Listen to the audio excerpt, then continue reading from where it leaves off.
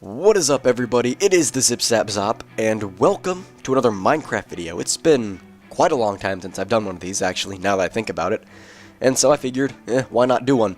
So today we're going to be playing on the server a bit. I'm going to be showing you around, showing you kind of what's been going on, what's been built, and stuff like that, and just in general. So, yeah, but real quick, before we get started, if you want to join and see all this stuff for yourself, you're more than welcome to. I'll put the IP on the screen right now in big letters. It'll be at the top of the description. You can join, stop by, take a look, build something, you know. So, yeah. It's open to everybody. But anyways, let's get into it, I guess. So right now we're obviously in the spawn town. The spawn is actually like right here at this intersection.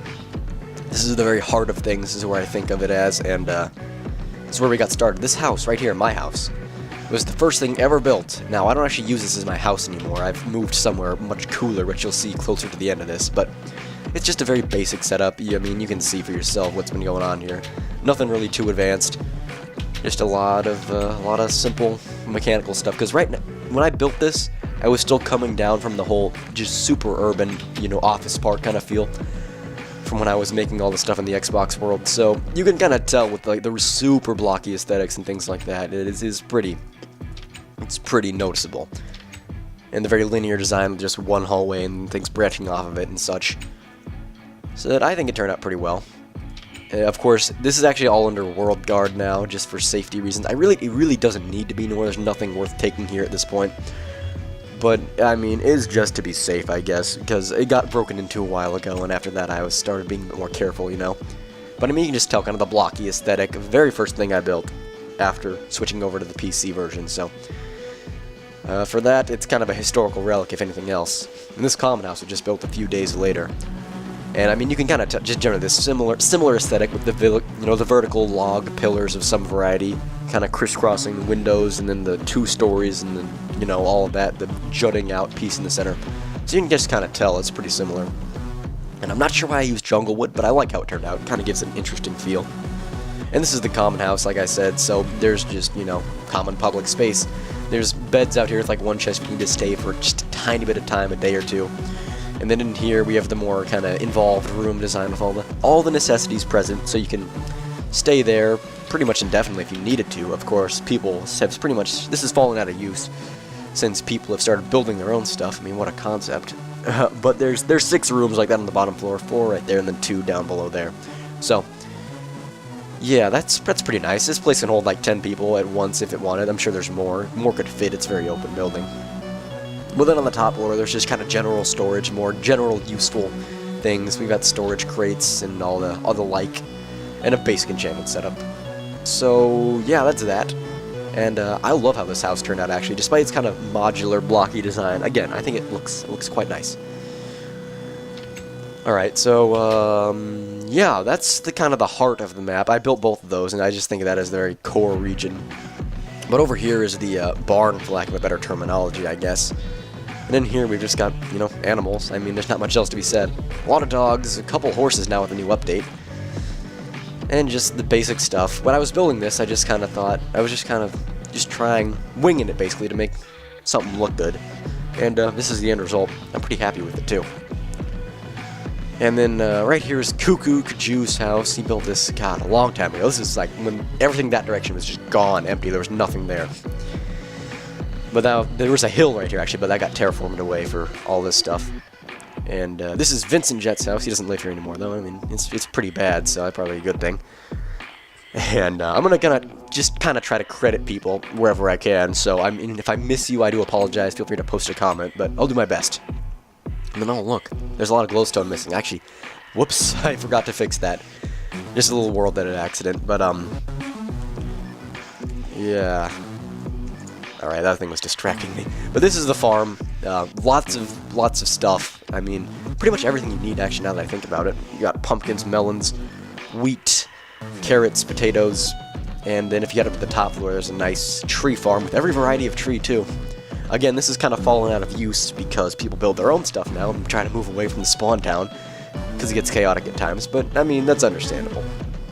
And these 2 builds are kind of ported in from other places. This was Street Killers originally, but I took the design and improved upon it a bit. And this was Flamin' Waffles, and I took the design and kind of worked upon it a bit.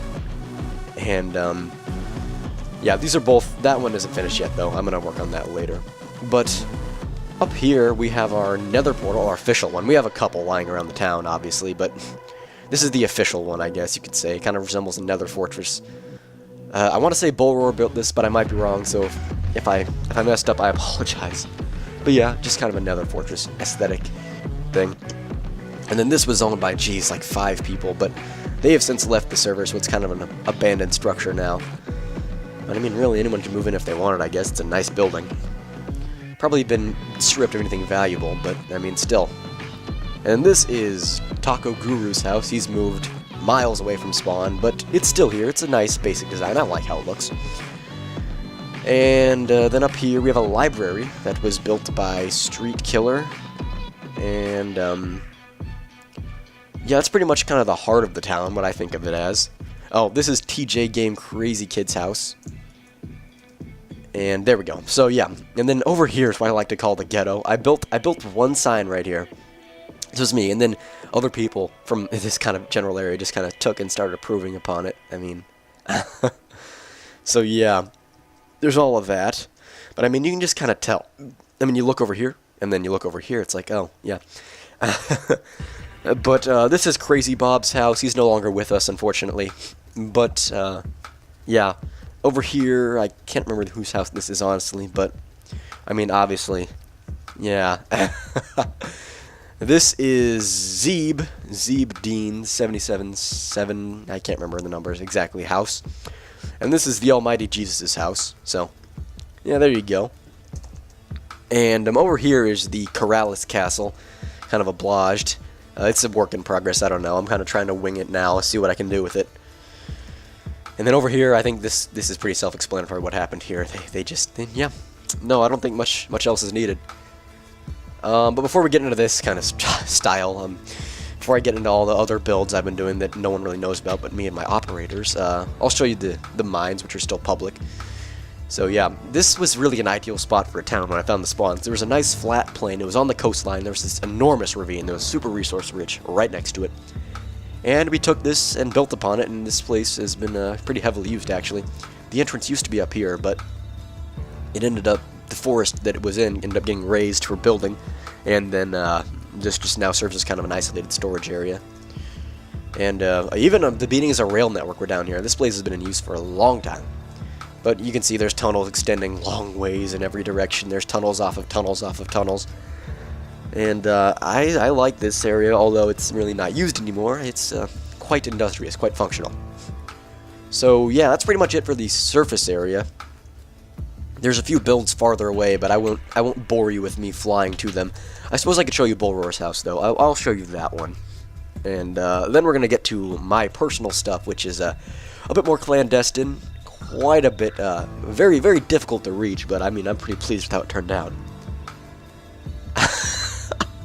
And you can ignore this sign here. That was built by one of my friends, Daxmaster.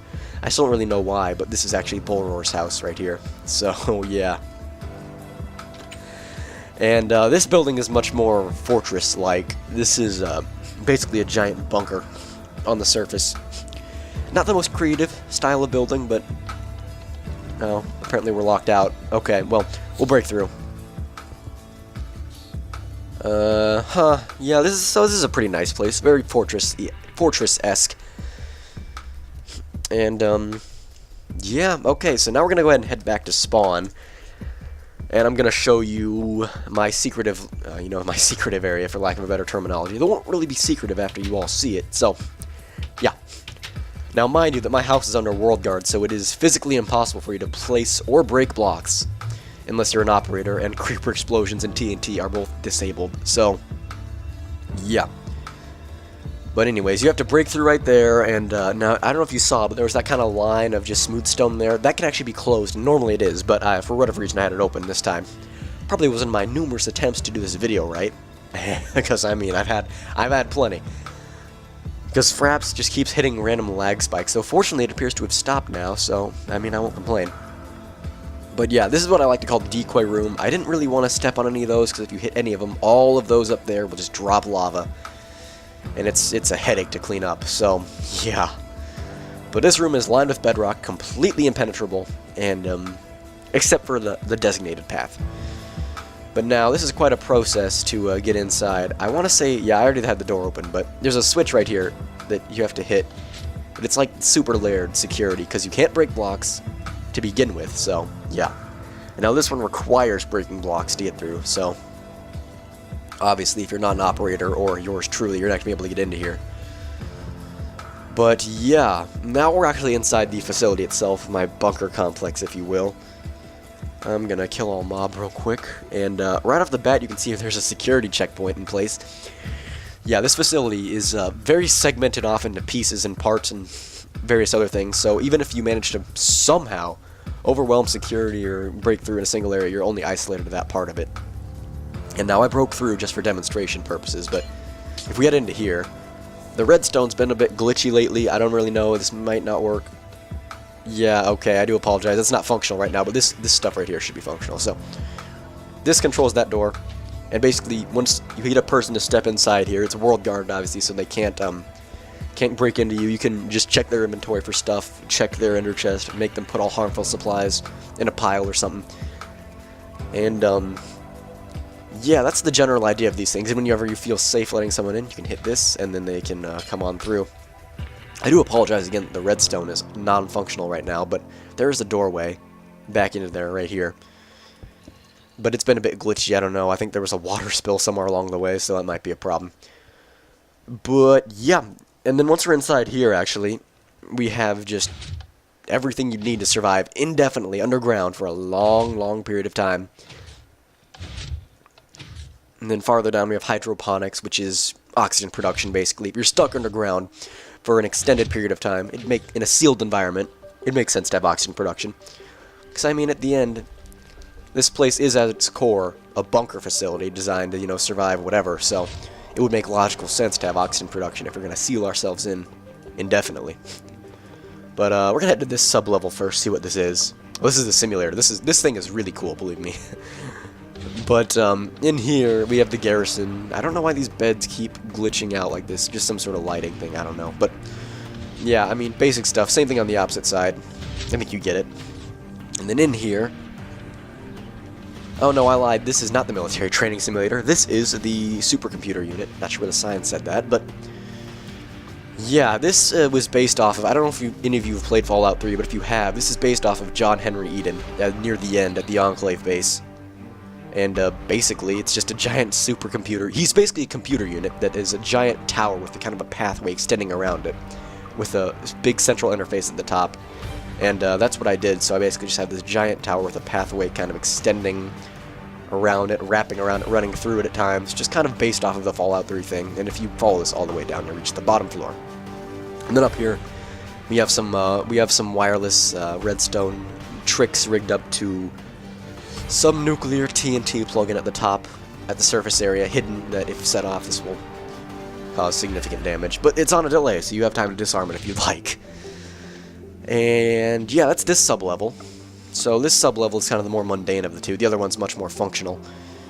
And like I don't know if I've said this, but this levels kind of increase sequentially as you descend farther in. So yeah. And now I am breaking through these checkpoints just for the sake of time, because this is already probably a really long video, but normally you wouldn't need to do this. So now this has actually already been activated, so I'm sorry we won't get to see it in action this time, but if you've seen the Xbox video, you know what this is. This is the disaster simulator, for lack of a better terminology.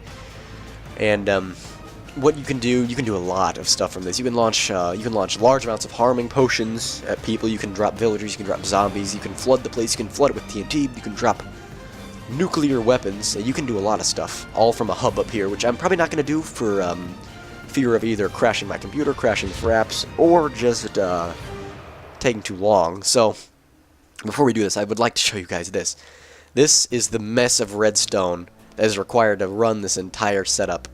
I mean, this is obscene, and this is just one section. It basically is like this around the entirety of this place. So, needless to say, this is a very heavily redstoned area, and it would just be a nightmare to fix this stuff. Oh god! So it's under various layers of world guard, just out of safety precaution. And, yeah, then in here we have production areas. This was based off of the industrial aesthetic in my Xbox world, pretty much. And then same for this, but I'd never gotten brewing, a real nice brewing setup on the Xbox version, because it hadn't been in that update yet when I quit. So there's this. And then we're nearing the end. Down here we get into the very important heartland of it, if you will. And I don't know, I might use the super weapons, but it's gonna require some concerted effort and probably a fair bit of lag. Alright, but now, I do apologize for all the checkpoints, but like I said, I wanted this facility very segmented, so even if someone manages to somehow break through the world guard, through the bedrock lining, through all of this security, they'll still be isolated to one part or another of the facility. Oh, and right here, these are the armories. They're the same on either side. And if you actually look inside the chests here, there's some very powerful equipment. I mean, you can pause and look at that if you want to, but I mean, this stuff is very, very powerful.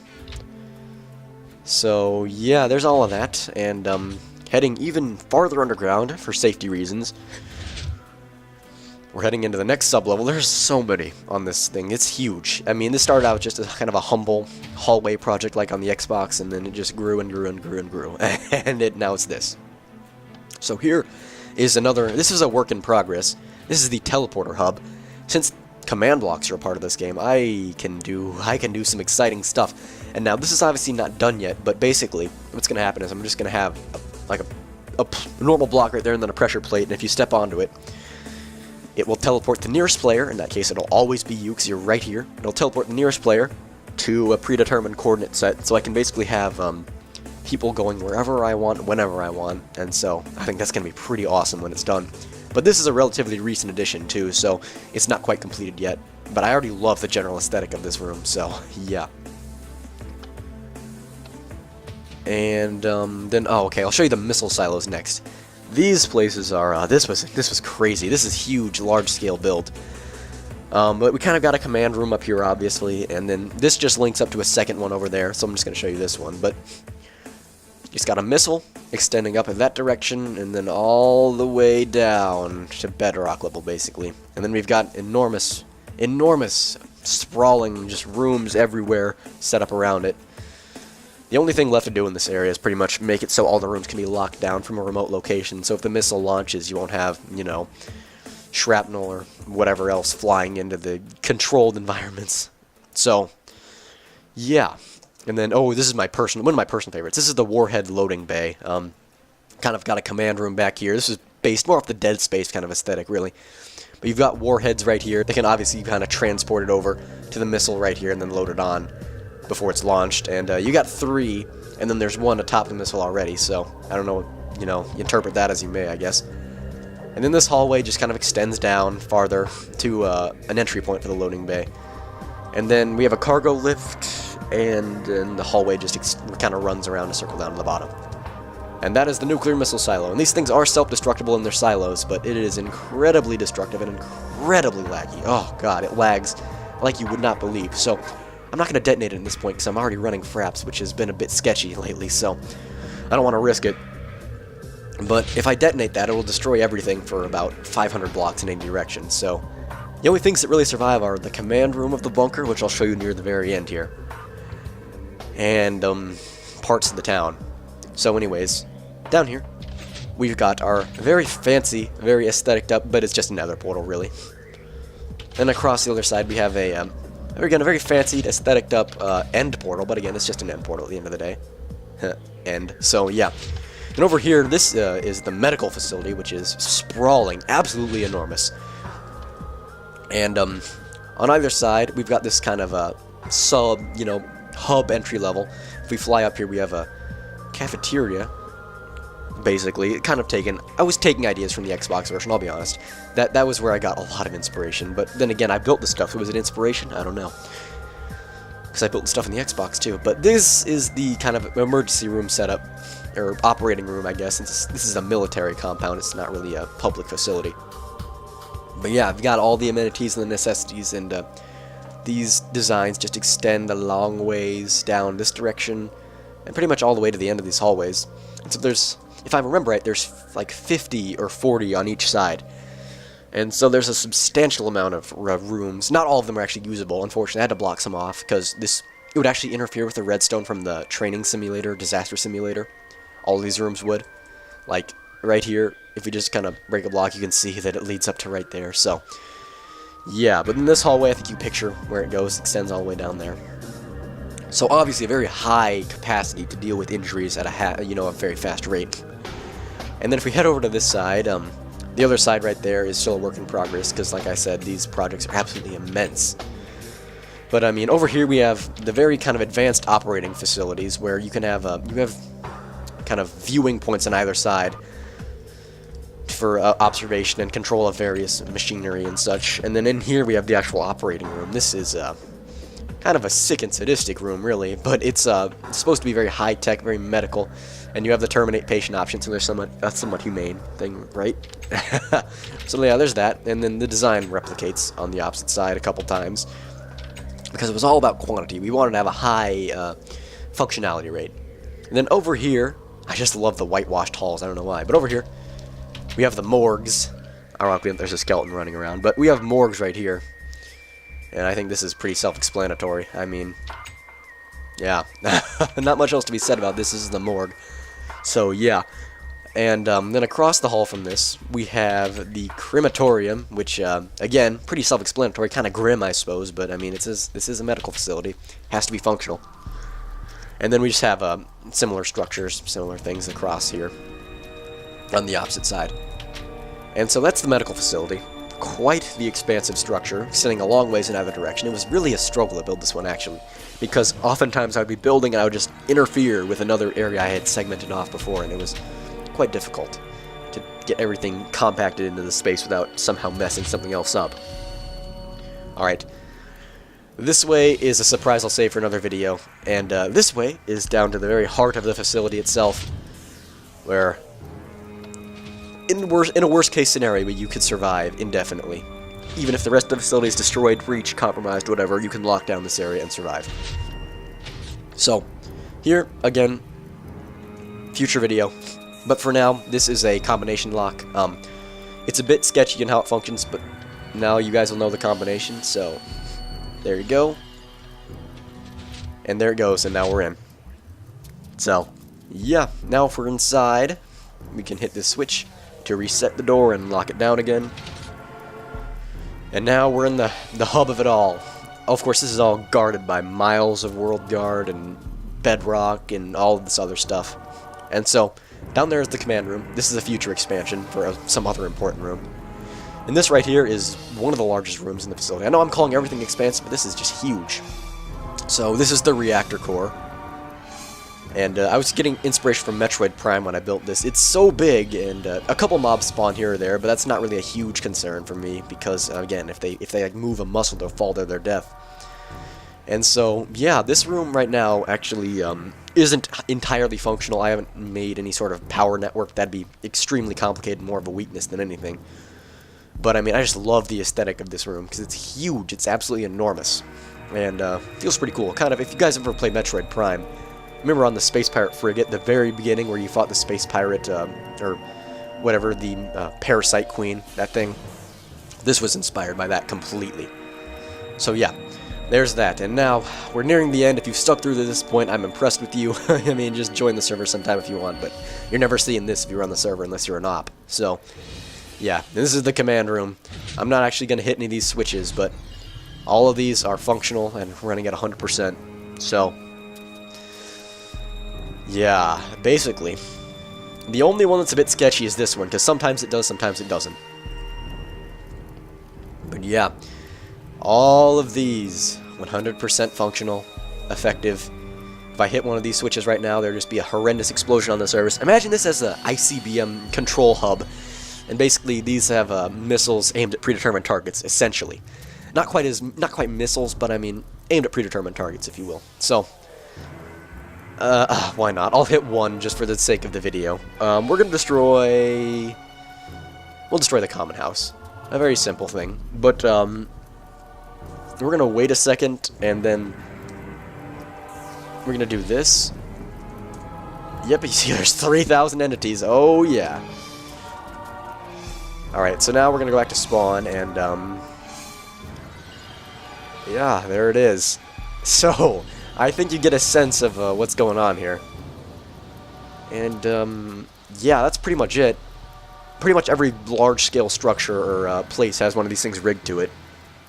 And, that's pretty much it. Again, if you want to join, it's open to everybody. You're welcome to come by, take a look at some stuff, build some things. Everybody's welcome. Anyways, I'm the Zip Zap Zop. I would like to thank you guys for watching, and I will see you next time.